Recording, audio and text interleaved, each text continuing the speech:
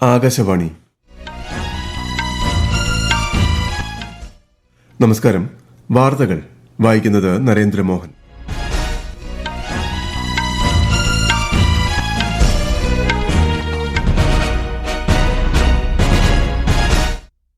പ്രധാന വാർത്തകൾ. ജമ്മു കശ്മീരിലെ സോനാമാർഗ് തുരങ്കപാത പ്രധാനമന്ത്രി നരേന്ദ്രമോദി ഇന്ന് ഉദ്ഘാടനം ചെയ്യും. 12 വർഷത്തിൽ ഒരിക്കൽ നടക്കുന്ന മഹാകുംഭമേളയ്ക്ക് യുപിയിലെ പ്രയാഗ്രാജിൽ തുടക്കമായി. മകരവിളക്കിനൊരുങ്ങി ശബരിമല. പമ്പ വിളക്കും പമ്പ സദ്യയും ഇന്ന്. കേരളത്തിൽ എല്ലാ മാവേലി സ്റ്റോറുകളും കൂടുതൽ സൌകര്യമുള്ള സൂപ്പർ മാർക്കറ്റുകളാക്കി മാറ്റുമെന്ന് മന്ത്രി GR അനിൽ. പ്രഥമ ഖോ ലോകകപ്പിന് ഇന്ന് ന്യൂഡൽഹിയിൽ തുടക്കമാകും. വാർത്തകൾ വിശദമായി. പ്രധാനമന്ത്രി നരേന്ദ്രമോദി ഇന്ന് ജമ്മുകാശ്മീരിൽ സോനാമാർഗ് തുരങ്കപാത ഉദ്ഘാടനം ചെയ്യും.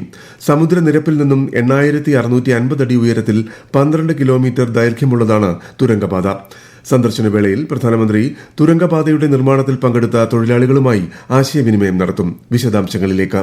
ശ്രീനഗറിനും സോനാമാർഗിനുമിടയിൽ എല്ലാ കാലാവസ്ഥയ്ക്കും അനുയോജ്യമായ ഗതാഗത സംവിധാനം ഒരുക്കാനാകും എന്നതാണ് തുരങ്കപാതയുടെ പ്രത്യേകത. ഇത് ശ്രീനഗറിൽ നിന്ന് തന്ത്രപ്രധാനമായ ലേയിലേക്കുള്ള ഗതാഗത ബന്ധം മെച്ചപ്പെടുത്തും. പദ്ധതിക്കായി 2700 കോടി രൂപയിലധികം ചെലവഴിച്ചു. സോനാമാർഗ് പ്രധാന തുരങ്കം, അനുബന്ധ തുരങ്കം, സമീപ റോഡുകൾ എന്നിവ ഇതിൽ ഉൾപ്പെടുന്നു. മണ്ണിടിച്ചിലും ഹിമപാത സാധ്യതയുള്ള വഴികളും ഒഴിവാക്കി ലഡാക്ക് മേഖലയിലേക്ക് സുരക്ഷിത യാത്ര ഉറപ്പാക്കാൻ ഈ തുരങ്കം സഹായിക്കും. സോനാമാർഗിനെ വർഷം മുഴുവൻ എത്തിച്ചേരാവുന്ന കേന്ദ്രമാക്കി മാറ്റുന്നതിലൂടെ ശൈത്യകാല വിനോദസഞ്ചാരം, സാഹസിക കായിക വിനോദം എന്നിവ പരിപോഷിപ്പിക്കാനും കഴിയും. സൈന്യത്തിനും തുരങ്കപാത ഏറെ പ്രയോജനകരമാകും. തുരങ്ക ഉദ്ഘാടനത്തിനു ശേഷം പൊതുസമ്മേളനത്തിലും പ്രധാനമന്ത്രി പങ്കെടുക്കും. News desk, Akashvani.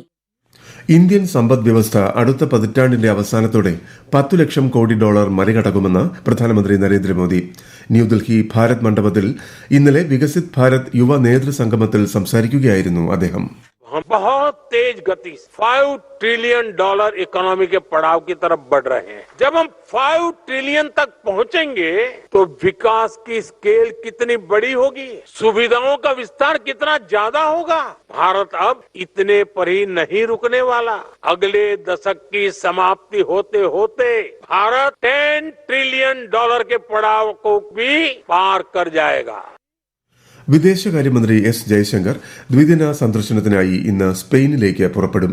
വിദേശകാര്യമന്ത്രി എന്ന നിലയിൽ അദ്ദേഹത്തിന്റെ ആദ്യ സ്പെയിൻ സന്ദർശനമാണിത്. സന്ദർശനവേളയിൽ ശ്രീ ജയശങ്കർ സ്പാനിഷ് വിദേശകാര്യമന്ത്രിയുമായി ചർച്ചകൾ നടത്തും. നിയുക്ത അമേരിക്കൻ പ്രസിഡന്റ് ഡൊണാൾഡ് ട്രംപിന്റെ സത്യപ്രതിജ്ഞാ ചടങ്ങിൽ ഇന്ത്യയെ പ്രതിനിധീകരിച്ച് വിദേശകാര്യമന്ത്രി S. ജയശങ്കർ പങ്കെടുക്കും. ഈ മാസം 20-നാണ് അമേരിക്കയുടെ 47ാമത് പ്രസിഡന്റായി ട്രംപ് അധികാരമേൽക്കുന്നത്. ആസിയാൻ രാജ്യങ്ങളിലെ ഡിജിറ്റൽ കാര്യങ്ങളുടെ ചുമതലയുള്ള മന്ത്രിമാരുടെ 5ാമത് യോഗം തായ്ലാന്റിലെ ബാങ്കോക്കിൽ ഇന്ന് ആരംഭിക്കും. മേഖലയുടെ ഡിജിറ്റൽ ഭാവിയെക്കുറിച്ച് മന്ത്രിതല ചർച്ചകൾ സമ്മേളനത്തിൽ നടക്കും. ഡൽഹി നിയമസഭാ തെരഞ്ഞെടുപ്പിൽ മുസ്താഫാബാദിലെ സ്ഥാനാർത്ഥിയായി MLA മോഹൻ സിംഗ് ബിഷ്തിനെ BJP പ്രഖ്യാപിച്ചു. 70 അംഗ നിയമസഭയിലേക്ക് ഇതുവരെ 58 സ്ഥാനാർത്ഥികളെയാണ് BJP പ്രഖ്യാപിച്ചത്. AAP, കോൺഗ്രസ് സ്ഥാനാർത്ഥികളും മണ്ഡലങ്ങളിൽ പ്രചാരണം ആരംഭിച്ചു. ഈ വാർത്തകൾ ആകാശവാണിയിൽ നിന്ന്.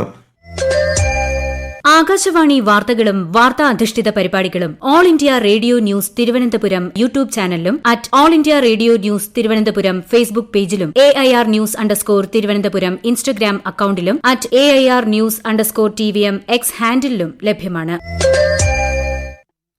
12 വർഷത്തിൽ ഒരിക്കൽ നടക്കുന്ന മഹാകുംഭമേളയ്ക്ക് യുപിയിലെ പ്രയാഗ്രാജിൽ ഇന്ന് തുടക്കമായി. ഗംഗ, യമുന, സരസ്വതി നദികളുടെ സംഗമസ്ഥാനമായ ത്രിവേണി സംഗമത്തിൽ അമൃത് സ്നാനത്തോടെയാണ് മേള ആരംഭിച്ചത്. ഫെബ്രുവരി 26-ന് മഹാശിവരാത്രി ദിനത്തിൽ കുംഭമേള സമാപിക്കും. 45 കോടി ഭക്തർ പങ്കെടുക്കുമെന്നാണ് സംഘാടകർ പ്രതീക്ഷിക്കുന്നത്. ലോകത്തിലെ ഏറ്റവും വലിയ സാംസ്കാരിക ആത്മീയ സമ്മേളനമാണ് ഇത്. കനത്ത സുരക്ഷയാണ് ഒരുക്കിയിരിക്കുന്നത്. മേളയോടനുബന്ധിച്ച് 3300 പ്രത്യേക ട്രെയിനുകൾ ഉൾപ്പെടെ 10,000-ലധികം ട്രെയിനുകൾ സർവീസ് നടത്തും. മഹാകുംഭമേളയ്ക്കുള്ള എല്ലാ ഒരുക്കങ്ങളും പൂർത്തിയായതായി കേന്ദ്രമന്ത്രി ഗജേന്ദ്ര സിംഗ് ഷെഖാവത്ത്. രാജ്യത്തിന്റെ സംസ്കാരത്തിന്റെയും പാരമ്പര്യത്തിന്റെയും പ്രദർശനമായിരിക്കും മഹാകുംഭമേളയെന്നും അദ്ദേഹം പറഞ്ഞു.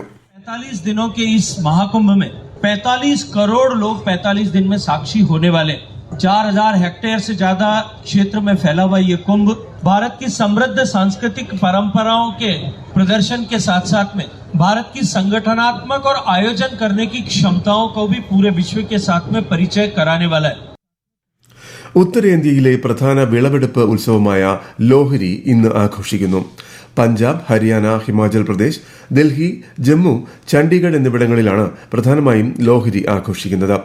രാഷ്ട്രപതി ദ്രൌപദി മുർമു, ഉപരാഷ്ട്രപതി ജഗ്ദീപ് ധൻകർ, ലോക്സഭാ സ്പീക്കർ ഓം ബിർല തുടങ്ങിയ പ്രമുഖർ ലോഹരി ദിനത്തിൽ ജനങ്ങൾക്ക് ആശംസകൾ നേർന്നു. മകരവിളക്കിനൊരുങ്ങി ശബരിമല. പമ്പ വിളക്കും പമ്പ സദ്യയും ഇന്നാണ്. നാളെയാണ് മകരവിളക്ക്. എരുമേലിയിൽ പേട്ട തുള്ളിയ അമ്പലപ്പുഴ ആലങ്ങാട് സംഘങ്ങൾ കാനനപാത വഴി കാൽനടയായി ഇന്നലെ വൈകിട്ട് പമ്പയിലെത്തി. തിരുവാഭരണ ഘോഷയാത്ര നാളെ വൈകിട്ട് ദീപാരാധനയ്ക്ക് മുൻപായി സന്നിധാനത്തെത്തും. മകരവിളക്ക് ദർശിച്ച ശേഷം പുല്ലുമേട് നിന്നും സന്നിധാനത്തേക്ക് തീർത്ഥാടകരെ കടത്തിവിടില്ലെന്ന് ഇടുക്കി ജില്ലാ കളക്ടർ വി വിഘ്നേശ്വരി അറിയിച്ചു. തീർത്ഥാടകർ പുല്ലുമേട്ടിൽ മകരവിളക്ക് ദർശിച്ച ശേഷം തിരികെ സത്രത്തിലേക്ക് മടങ്ങണം. അടുത്ത ദിവസം രാവിലെ മാത്രമേ സന്നിധാനത്തേക്ക് യാത്ര അനുവദിക്കൂ. സംസ്ഥാനത്തെ എല്ലാ മാവേലി സ്റ്റോറുകളും കൂടുതൽ സൌകര്യമുള്ള സൂപ്പർ മാർക്കറ്റുകളാക്കി മാറ്റുമെന്ന് മന്ത്രി ജി.ആർ. അനിൽ. പെരിന്തൽമണ്ണ ഏലംകുളത്ത് സപ്ലൈകോ സൂപ്പർ മാർക്കറ്റിന്റെ ഉദ്ഘാടനം നിർവഹിക്കുകയായിരുന്നു അദ്ദേഹം. ഈ സർക്കാർ അധികാരത്തിൽ വന്ന ശേഷം സപ്ലൈകോ 113ാമത്തെ വിൽപ്പനശാലയാണ് ഏലംകുളത്ത് ഉദ്ഘാടനം ചെയ്യുന്നത്. സാമ്പത്തിക പ്രയാസങ്ങളുണ്ടെങ്കിലും ഒരു ഷോപ്പ് പോലും പൂട്ടുകയോ തൊഴിലാളികളെ പിരിച്ചുവിടുകയോ ഉണ്ടായിട്ടില്ലെന്നും മന്ത്രി പറഞ്ഞു. പ്രഥമ ഖോ-ഖോ ലോകകപ്പിന് ഇന്ന് ഡൽഹിയിലെ ഇന്ദിരാഗാന്ധി ഇൻഡോർ സ്റ്റേഡിയത്തിൽ തുടക്കമാകും. പുരുഷ വനിതാ വിഭാഗങ്ങളിലായി 24 രാജ്യങ്ങൾ പങ്കെടുക്കും. ഇന്ന് രാത്രി 8:30 ആതിഥേയരായ ഇന്ത്യയും നേപ്പാളും ഏറ്റുമുട്ടും. പൂനെ സ്വദേശി പ്രതീക് വൈകാറാണ് ഇന്ത്യൻ പുരുഷ ടീമിനെ നയിക്കുന്നത്. തിരുവനന്തപുരം സ്വദേശി ബി നിഖിലും ടീമിലുണ്ട്. മഹാരാഷ്ട്രയിൽ നിന്നുള്ള പ്രിയങ്ക ഇംഗിളാണ് വനിതാ ടീമിന്റെ ക്യാപ്റ്റൻ. അയർലൻഡിനെതിരായ വനിതാ ഏകദിന ക്രിക്കറ്റ് പരമ്പര ഇന്ത്യയ്ക്ക്. ഇന്നലെ നടന്ന രണ്ടാം മത്സരത്തിൽ ഇന്ത്യ 116 റൺസിന് വിജയിച്ചു. ആദ്യ മത്സരവും ഇന്ത്യയാണ് ജയിച്ചത്. പരമ്പരയിലെ അവസാന മത്സരം മറ്റന്നാൾ. ഇന്ത്യൻ സൂപ്പർ ലീഗ് ഫുട്ബോളിൽ ഇന്നലെ മുംബൈയിൽ നടന്ന മത്സരത്തിൽ ജംഷഡ്പൂർ FC ആതിഥേയരായ മുംബൈ സിറ്റി FCയെ ഏകപക്ഷീയമായ 3 ഗോളുകൾക്ക് പരാജയപ്പെടുത്തി. ഇന്ന് കൊച്ചി ജവഹർലാൽ നെഹ്റു സ്റ്റേഡിയത്തിൽ കേരള ബ്ലാസ്റ്റേഴ്സ് FC ഒഡീഷ FCയെ നേരിടും. രാത്രി 7:30 മത്സരം. ഓസ്ട്രേലിയൻ ഓപ്പൺ ടെന്നീസിൽ പുരുഷ സിംഗിൾസ് മത്സരത്തിൽ ഇന്ത്യയുടെ സുമിത് നാഗൽ ആദ്യ റൌണ്ടിൽ പുറത്തായി. ചെക്ക് താരം ടോമിസ് മച്ചാക്കിനോടാണ് പരാജയപ്പെട്ടത്. ദേശീയ വോളിബോൾ ചാമ്പ്യൻഷിപ്പിൽ കേരളത്തിന്റെ പുരുഷ വനിതാ ടീമുകൾ ഫൈനലിൽ. സർവീസസ് ആണ് പുരുഷ ടീമിന്റെ എതിരാളി. വനിതകൾ ഫൈനലിൽ റെയിൽവേസുമായി ഏറ്റുമുട്ടും. ഇറാനും യൂറോപ്യൻ രാജ്യങ്ങളും തമ്മിലുള്ള 3ാം വട്ട ചർച്ച ഇന്ന് സ്വിറ്റ്സർലൻഡിലെ ജനീവയിൽ ആരംഭിക്കും. 2 ദിവസത്തെ യോഗം പ്രധാനമായും ആണവ വിഷയങ്ങളിലായിരിക്കും ഊന്നൽ നൽകുക. Iran, Germany, France, Britain, European union പ്രതിനിധികൾ ചർച്ചയിൽ പങ്കെടുക്കും. ശ്രീലങ്കൻ നാവികസേന മത്സ്യത്തൊഴിലാളികളെ അറസ്റ്റ് ചെയ്യുന്ന സംഭവങ്ങളിൽ നയതന്ത്ര മാർഗങ്ങളിലൂടെ ശാശ്വത പരിഹാരം കണ്ടെത്തണമെന്ന് തമിഴ്നാട് മുഖ്യമന്ത്രി M.K. സ്റ്റാലിൻ കേന്ദ്രത്തോട് ആവശ്യപ്പെട്ടു. തുടർച്ചയായി ഉണ്ടാകുന്ന ഇത്തരം സംഭവങ്ങൾ മത്സ്യത്തൊഴിലാളി സമൂഹത്തിൽ ഏറെ അനിശ്ചിതത്വം സൃഷ്ടിക്കുന്നതായും വിദേശകാര്യമന്ത്രി S. ജയശങ്കറിന് അയച്ച കത്തിൽ അദ്ദേഹം പറഞ്ഞു. പീച്ചി റിസർവോയറിൽ കുളിക്കാനിറങ്ങി അപകടത്തിൽപ്പെട്ട 4 പെൺകുട്ടികളിൽ ഒരാൾ മരിച്ചു. പട്ടിക്കാട് സ്വദേശി അലീനയാണ് മരിച്ചത്. തൃശൂർ സെന്റ് ക്ലയേഴ്സ് സ്കൂളിലെ +1 വിദ്യാർത്ഥിനിയാണ്. 3 പേർ ചികിത്സയിൽ തുടരുന്നു. പഞ്ചാബ്, ഹരിയാന, ചണ്ഡീഗഡ്, ഡൽഹി, പടിഞ്ഞാറൻ രാജസ്ഥാൻ എന്നിവിടങ്ങളിൽ ഇന്ന് ശൈത്യ കാലാവസ്ഥ അനുഭവപ്പെടുമെന്ന് കേന്ദ്ര കാലാവസ്ഥാ വകുപ്പ്. കേരളം, തമിഴ്നാട്, പുതുച്ചേരി എന്നിവിടങ്ങളിൽ ഇടിമിന്നലോടുകൂടിയ മഴയ്ക്ക് സാധ്യത. കേരളത്തിൽ ഒറ്റപ്പെട്ടയിടങ്ങളിൽ വ്യാഴാഴ്ച വരെ ഇടിമിന്നലോടുകൂടിയ മഴയ്ക്ക് സാധ്യതയുണ്ടെന്ന് കേന്ദ്ര കാലാവസ്ഥാ വകുപ്പ് അറിയിച്ചു. കേരള നിയമസഭ അന്താരാഷ്ട്ര പുസ്തകോത്സവത്തിന്റെ 3ാം പതിപ്പ് ഇന്ന് തിരുവനന്തപുരത്ത് സമാപിക്കും. സമാപന സമ്മേളനം ചലച്ചിത്ര താരം പ്രകാശ് രാജ് ഉദ്ഘാടനം ചെയ്യും. പ്രധാന വാർത്തകൾ വീണ്ടും. ജമ്മുകശ്മീരിലെ സോനാമാർഗ് തുരങ്കപാത പ്രധാനമന്ത്രി നരേന്ദ്രമോദി ഇന്ന് ഉദ്ഘാടനം ചെയ്യും. 12 വർഷത്തിലൊരിക്കൽ നടക്കുന്ന മഹാകുംഭമേളയ്ക്ക് UPയിലെ പ്രയാഗ്രാജിൽ തുടക്കമായി. മകരവിളക്കിനൊരുങ്ങി ശബരിമല. പമ്പ വിളക്കും പമ്പ സദ്യയും ഇന്ന്.